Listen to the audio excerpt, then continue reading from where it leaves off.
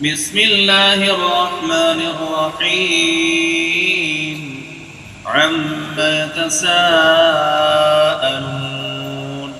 عن النبأ العظيم الذي هم فيه مختلفون كلا سيعلمون ثم كلا سيعلمون ألم نجعل الأرض مهادا والجبال أوتادا وخلقناكم أزواجا وجعلنا نومكم سباتا وجعلنا الليل لباسا وجعلنا النهار معاشا وبنينا فوقكم سبعا شدادا وجعلنا سراجا وهاجا وأنزلنا من المعصرات ماء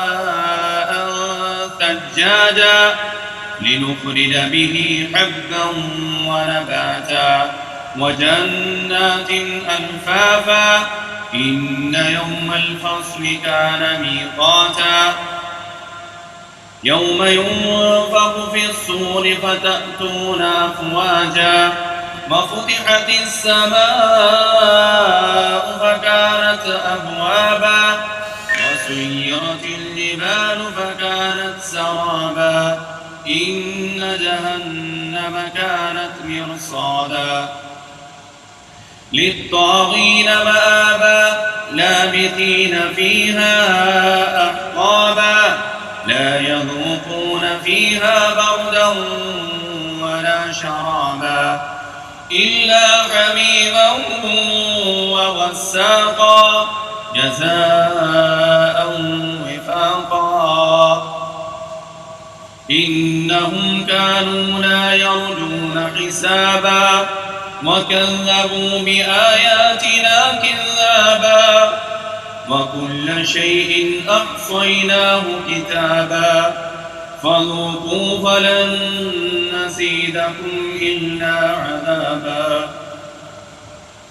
إن للمتقين مفازا حدائق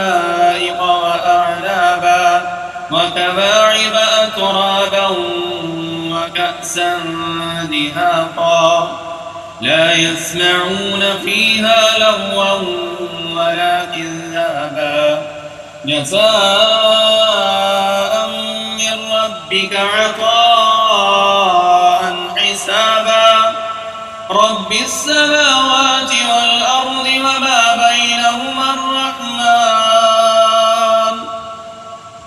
وما بينهما الرحمن لا يملكون منه خطابا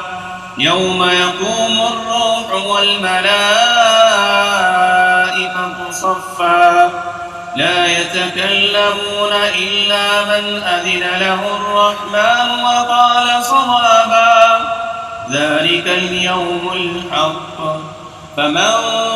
شاء اتخذ إلى ربه مآبا إنا أنذرناكم عذابا قريبا يوم ينظر المرء ما قدمت يداه ويقول الكافر يا ليتني كنت ترابا.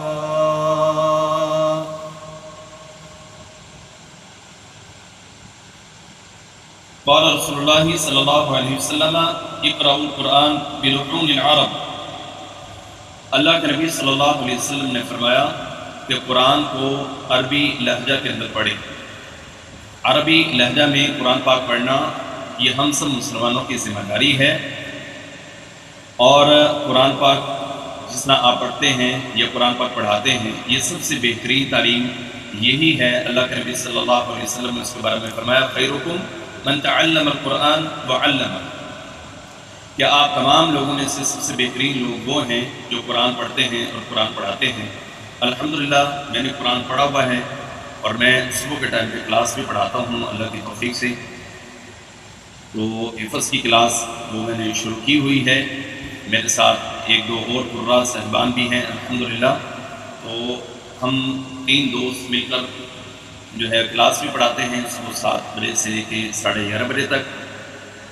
اور پھر اس کے بعد ہم تینوں کا اپنا آفس ہے، میرا اپنا آفس ہے گلبرگ گرین اسلام آباد میں، تو الحمدللہ پھر میں اپنے آفس میں چلا جاتا ہوں اور وہاں پر میں اپنا ورک کرتا ہوں۔ پراپرٹی کے حوالے سے میرا ٹوٹل بزنس ہے، اور اللہ کی رضا کے لیے الحمدللہ ہم تینوں دوستوں نے مل کر یہ کلاس شروع کی ہے کہ چلیں زیادہ اگر ہم دین کا کام نہیں بھی کر سکتے تو کچھ حصہ ڈل جائے کہ جو کچھ یاد کیا ہوا ہے وہ بچوں کے اندر ڈیولپ کر دیں، تو بغیر کسی معاوضے کے اور بغیر کسی فیس کے الحمدللہ